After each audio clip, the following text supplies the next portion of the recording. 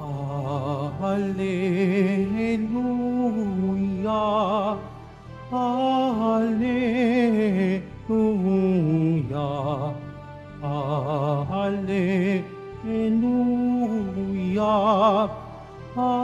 Alleluia.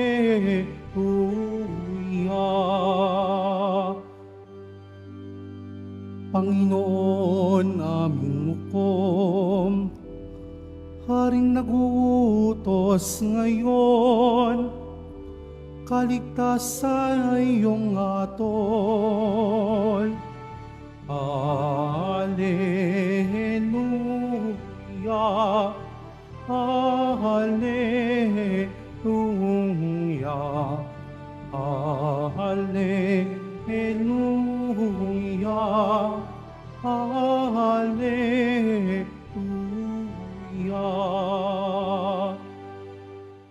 Sumainyo ang Panginoon. At sumayo rin. Ang mabuting balita ng Panginoon ayon kay San Mateo. Papuri sa iyo, Panginoon. Noong panahong iyon, nilibot ni Jesus ang mga bayan at nayon at nagturo sa mga sinagoga. Ipinangaral niya ang mabuting balita tungkol sa paghahari ng Diyos at pinagaling ang mga may sakit, anuman ang kanilang karamdaman. Nang makita niya ang napakaraming tao, nahabag siya sa kanila, sapagkat sila'y lito at lupaypay, parang mga tupang walang pastol. Kaya't sinabi niya sa kaniyang mga alagad, sagana ang anihin, ngunit kakaunti ang mag-aani. Idalangin ninyo sa may-ari ng anihan na magpadala siya ng mga manggagawa sa kaniyang anihin. Tinipon ni Jesus ang 12 alagad at binigyan ng kapangyarihang magpalayas ng mga masasamang espiritu at magpagaling ng mga may karamdaman. Sila'y pinaghabilinan ni Jesus, hanapin ninyo ang mga nawawalang tupa ng sambayanan ng Israel. Humayo kayo at ipangaral ninyo na malapit ng maghari ang Diyos. Pagalingin ninyo ang mga may sakit at buhayin ang mga patay. Pagalingin ninyo ang may mga ketongin at palayasin ang mga demonyo.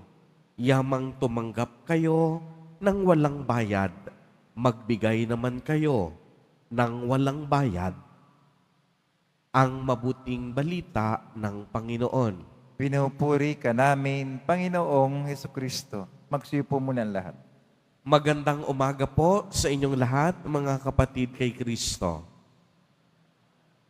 Sa lahat po ng ating mga taga-subaybay sa iba't ibang online platforms at sa lahat ng ating mga kadiboto sa iba't ibang panig ng Pilipinas at maging sa buong mundo kung saan tayo ay naaabot ngayon ng ating live streaming. Mapayapang umaga din po sa inyong lahat. Purihin at dakilain natin ang ating Panginoon, ang mahal na poong Jesus Nazareno. Mga kapatid kay Kristo at mga kadiboto, malugod po namin kayong tinatanggap sa Basilica Minor at Pambansang Dambana ni Jesus Nazareno. Ang ebanghelyo po natin sa araw na ito ay tungkol sa pagsusugo ng Panginoong Jesus Nazareno sa kaniyang mga alagad upang ipalaganap ang mabuting balita ng paghahari ng Diyos. Sila po ay inatasan ng ating Panginoon upang humayo at ipangaral ang kaharian ng Diyos. Pagalingin ang mga may sakit, pagalingin ang mga may ketongin, at palayasin ang mga demonyo. Maglakbay na walang dalang anuman, magtungo sa mga nayon at hanapin ang nawawalang tupa ng Israel.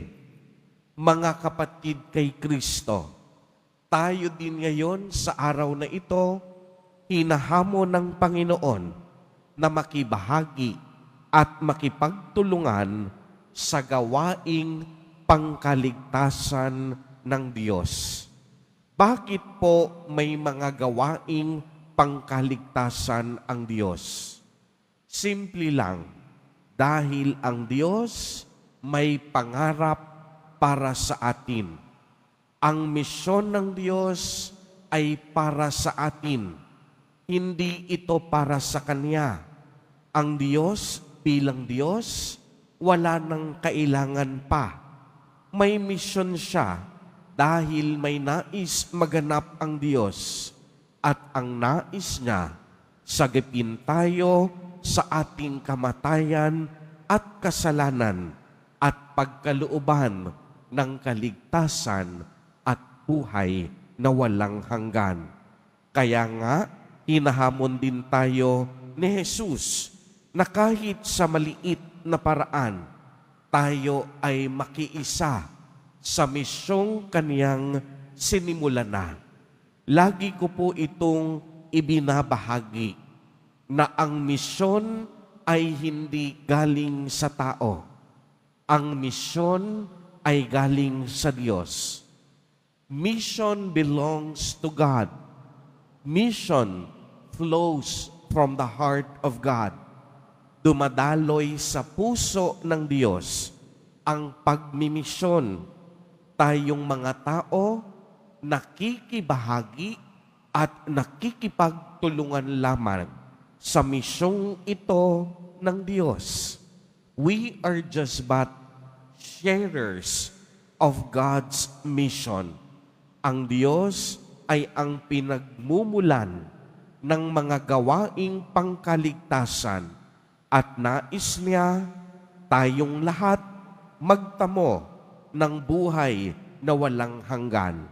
Kaya 2 punto para sa ating pagninilay. Una, tinawag. Lahat tayo tinawag upang magmisyon. All of us are called to continue the mission that has been started by Christ.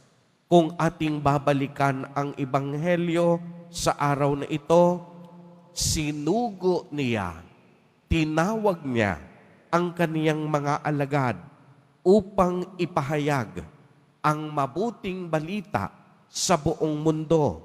Kaya nga po, by virtue of our baptism, we are sharers of Christ's mission and ministry. Ikalawa, ibahagi natin ang ating buhay sa gawaing misyon ng Diyos. Sa huling bahagi, sinabi ni Jesus Nazareno sa Ebanghelyo, "Iyamang tumanggap kayo ng walang bayad, magbigay naman kayo ng walang bayad." Mapagkumbabang sinunod ni Jesus ang kalooban ng Ama at naging masunurin hanggang kamatayan sa krus. The life of Jesus is a life of total surrender and self-donation. Wala siyang itinira para sa kaniyang sarili.